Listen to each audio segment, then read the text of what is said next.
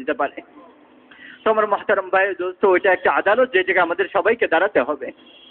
আচ্ছা, তারপরে যদি কারো নেকির পাল্লা ভারী হয়ে যায়, নেকির পাল্লা ভারী হয়ে যায়, ফেরেশতারা ওজন করবে আর নেকি ভারী হয়ে যাবে, তো বলা হবে অমুকের ছেলে অমুক, অমুক অমুকের মেয়ে قد ثقلت موازينه وسعد سعادة لا يشقى بعدها أبدا, যে অমুক অমুকের ছেলের নেকি বেড়ে গিয়েছে, সে সফলতা অর্জন করেছে আর কোনোদিন সে নাকাম ধ্বংস হবে না। এই ঘোষণা হওয়ার সাথে সাথে যাবে তো এরকম উলঙ্গ আর শরীর ছোট থাকবে, তো আল্লাহ তাবারক ওয়া তাআলা একদম বলবেন যে দিয়ে দাও একে আদম আলাইহিস সালামের লম্বাই। তো তার শরীর এরকম ভাবে বাড়তে থাকবে যেরকম ক্রেনের মধ্যে থেকে ক্রেন যেরকম বের হতে থাকে, লম্বা হতে থাকে, 130 ফুটে যায় সে থামবে। ইউসুফ আলাইহিস সালামের সৌন্দর্য তো পুরা চেহারা হুসনে ইউসুফ দিয়ে পরিবর্তন হয়ে যাবে। কলবে আইয়ুব তো অন্তর আইয়ুব আলাইহিস সালামের মতো বানিয়ে দেওয়া হবে। লাহনে দাউদ তো দাউদ আলাইহিস সালামের সুমধুর কণ্ঠ দেওয়া হবে, তো তার আওয়াজ দাউদ আলাইহিস সালামের মতো মিষ্টি হয়ে যাবে। তারপর উমর ঈসা আলাইহিস সালামের বয়স দিয়ে দেওয়া হবে, তো ঈসা আলাইহিস সালামের 33 বছর বয়স, যেটা 33,000 কোটি বছর পরেও 33 বছরই থাকবে। তারপরে বলবে খুলুক মুহাম্মদ মুস্তাফা সাল্লাল্লাহু আলাইহি সাল্লামের আখলাক দেওয়া হোক। এইটা একদম আল্লাহ তাবারক ওয়া তাআলা একজন জান্নাতীকে দিয়ে দিবেন। আদম আলাইহিস সালামের লম্বাই, ইউসুফ আলাইহিস সালামের সৌন্দর্য, দাউদ আলাইহিস সালামের কণ্ঠ, আইয়ুব আলাইহিস সালামের অন্তর, ঈসা আলাইহিস সালামের বয়স, আমার নবী পাক সাল্লাল্লাহু আলাইহি সাল্লামের মোবারক চরিত্র, এবং তার সাথে 5টা পরিবর্তন আরো আসবে জান্নাতে যাওয়ার পরে। পুরুষদের পুরো শরীরে পশম গায়েব হয়ে যাবে, জুরদুন, শুধু বড়ু চোখের পলক আর হালকা মোষ থাকবে, আর দাড়ি গায়েব হয়ে যাবে, দাড়িও গায়েব হয়ে যাবে। জান্নাতে, দুনিয়াতে বলছে দাড়ি রাখো, দুনিয়াতে বলছে নামাজ পড়ো, কিন্তু জান্নাতে নামাজ থাকবে না, দাড়ি থাকবে না, মাথার চুল হালকা কোকড়ানো হয়ে কাঁধ পর্যন্ত চলে আসবে, মুকাহ্হালিন হালকা সুরমা লেগে যাবে চোখে। আল্লাহ তাআলা বলবেন পরাও এদেরকে জান্নাতের জোড়া, তো 100 জোড়া পরানো হবে। 100 জোড়া উঠাবে কিভাবে ওজন? জান্নাতের কাপড় যেটা, সেটার ম্যাটার হচ্ছে নূর, আলো, সেটা সুতা নূর থেকে বের করে দেওয়া হয়েছে, নূরে কোনো ওজন নাই।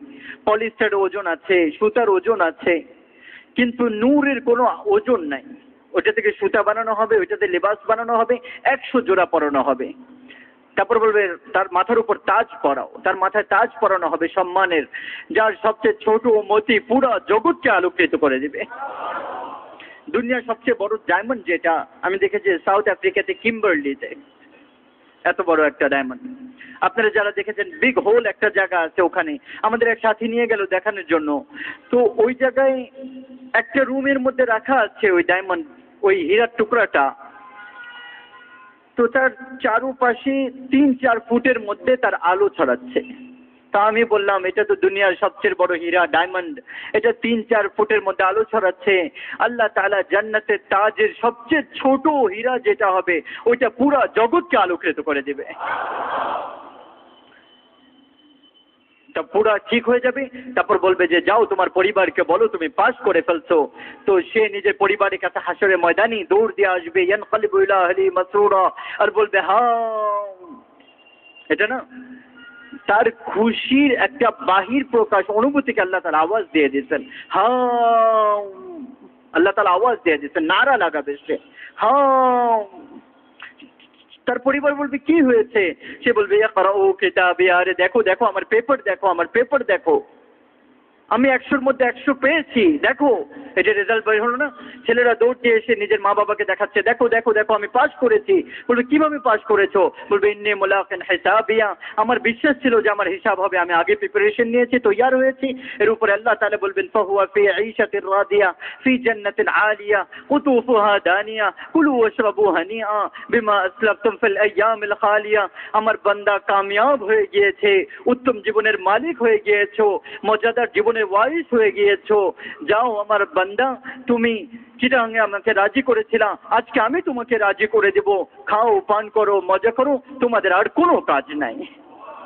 খাবা বাথরুমে যেতে হবে, হবে না, পান করবা পেশাব হবে না, থাকবা মৃত্যু আসবে না, জওয়ানি থাকবে বার্ধক্যতা আসবে না, জীবন থাকবে মৃত্যু আসবে না, সুস্থ থাকবা অসুস্থতা আসবে না, বাকি থাকবা ফানা হবে না। সব সময়ের জন্য আল্লাহ তাবারক ওয়া তাআলা সুন্দর জীবনের ওয়ারিস বানায় বলবে, আসো আমার বান্দা, আমার মেহমান, খানায় আসো। রাসূলুল্লাহ সাল্লাল্লাহু আলাইহি ওয়াসাল্লাম বলেছেন, আমি সবার আগে জান্নাতে ঢুকবো। সমস্ত নবীর উপর জান্নাত হারাম যতক্ষণ পর্যন্ত আমার কদম না ঢুকে যাবে, এবং সমস্ত উম্মতের উপর জান্নাত হারাম যতক্ষণ পর্যন্ত আমার উম্মতের না প্রবেশ করে নেবে। সবাই হাসরের ময়দানে একত্রিত হবে, আর জান্নাতের দরজার সামনে সবাই একত্রিত হবে। আগে আগে আল্লাহর রসুল, পিছনে পিছনে তার উম্মত, আর সমস্ত নবীরা এবং তাদের উম্মতরা জান্নাতের দরজার উপর পৌঁছবে। জান্নাতের দরজায় সবাই দাঁড়িয়ে থাকবে, আল্লাহর রসুল সামনে থাকবেন, আর তার পিছনে উম্মত থাকবে। জান্নাতের দরজার মধ্যে দুইটা নহর থাকবে, দুই দিকে। একটা থেকে পানি পান করবে সবাই, তো তাদের ভিতরে অন্তরের এবং পাখানা পেশাব সব ঠিক সব শেষ হয়ে যাবে, পবিত্র হয়ে যাবে। আরেকটা অজু করবে, তো অজু করার সাথে সাথে তাদের চেহারার মধ্যে এরকম তাজগি আসবে যে কোটি বছর অতিবাহিত হয়ে যাবে, তাদের চেহারার উপর কোনো রকম ভাঁজ পড়বে না, কোনো রকম হয়রানি আসবে না, তারা কোনো সময় মুরঝিয়ে যাবে না, বুড়া হবে না। একটা পান করবে ভিতরে সাফ, আরেকটা অজু করবে বাহির সাফ। এখন জান্নাতের দরজা খুলবে কে? ভিতরে কিভাবে যাব? তো আপোষে পরামর্শ করবে, আরে ভাই ভিতরে কিভাবে যাব, দরজা বন্ধ। তো সবাই বলবে চলো আদম আলাইহিস সালামের কাছে যাই। তারপরে ওই জায়গায় আবার আল্লাহ তাবারক ওয়া তাআলা আমাদের নবীর সম্মানকে দেখাবেন। আদম আলাইহিস সালামের কাছে সবাই যাবে, দাদা যান দরজা খোলান, বলবে আমি পারবো না, অন্য কারোর কাছে যাও। ইব্রাহিম আলাইহিস সালাম, নূহ আলাইহিস সালাম, জাকারিয়া আলাইহিস সালাম, মুসা আলাইহিস সালাম, এক একজন নবীর কাছে এই সমস্ত উম্মত যেতে থাকবে। বড় লম্বা চওড়া লিস্ট, এক একজনের কাছে যেতে থাকবে।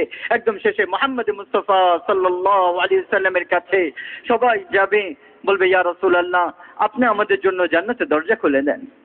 রাসূলুল্লাহ সাল্লাল্লাহু আলাইহি ওয়াসাল্লাম বলবেন যে হ্যাঁ, আমি তোমাদের জন্য খুলে দেব।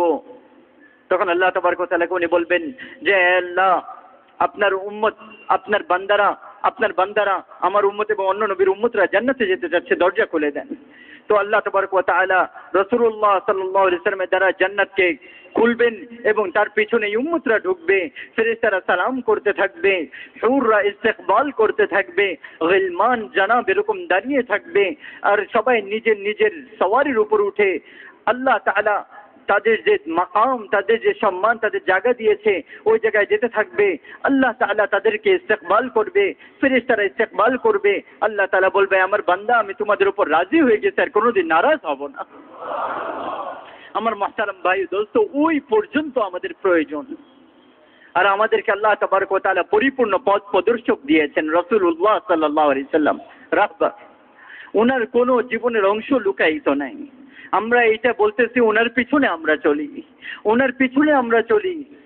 আমরা কোনো দলের পিছনে চলবো না, কোনো জামাতের পিছনে না, কোনো দেশের পিছনে না। আমরা তো এটা বলি আমার মুহতারাম ভাই দোস্ত, আল্লাহ তার রাসূলের তরিকার মধ্যে চলে আসি। যে তরিকা পছন্দ করে ওইটার পিছনেই চলি। আমরা তো কোনো মাসলা বয়ান করি না। আজকে এই জিনিস উম্মতের মধ্যে ঘৃণাকে পরওয়ান চড়িয়ে দিয়েছে, দলে দলে বিভক্ত হয়ে গেছে আজকে আমরা। আল্লাহ তাবারক ওয়া তাআলা এই উম্মতকে তো রাসূলুল্লাহ সাল্লাল্লাহু আলাইহি সাল্লামের উম্মতের মধ্যে সবাইকে এক চাদরের মধ্যে নিয়ে নিয়েছেন, এক চাদরের মধ্যে নিয়ে নিয়েছেন। রাসূলুল্লাহ সাল্লাল্লাহু আলাইহি সাল্লামের উম্মতি আমরা। রাসূলুল্লাহ সাল্লাল্লাহু আলাইহি সাল্লামের সুন্নাত আমাদের সামনে, হুজুরের জিন্দেগি আমাদের সামনে, কোরআন আমাদের সামনে, হাদিস আমাদের সামনে। আমার মুহতারাম ভাই দোস্ত, এগুলা শিখতে হয়, জানতে হয়, পরিবেশে যেতে হয়। এই জন্য আপনাদের দরবারে গুজারিশ এটা যে আমাদের ব্যবসা বাণিজ্যর মধ্যে আল্লাহ তার রসুলের হুকুমকে আমরা প্রতিষ্ঠিত করি, আল্লাহ তার রসুলের তরিকা জিন্দা করি। আর হুজুরের তরিকা হচ্ছে আজান হবে তো সমস্ত বাজার বন্ধ হয়ে যাবে, আজান হবে সমস্ত কাজ বন্ধ করে নামাজের দিকে চলে আসবো আমরা।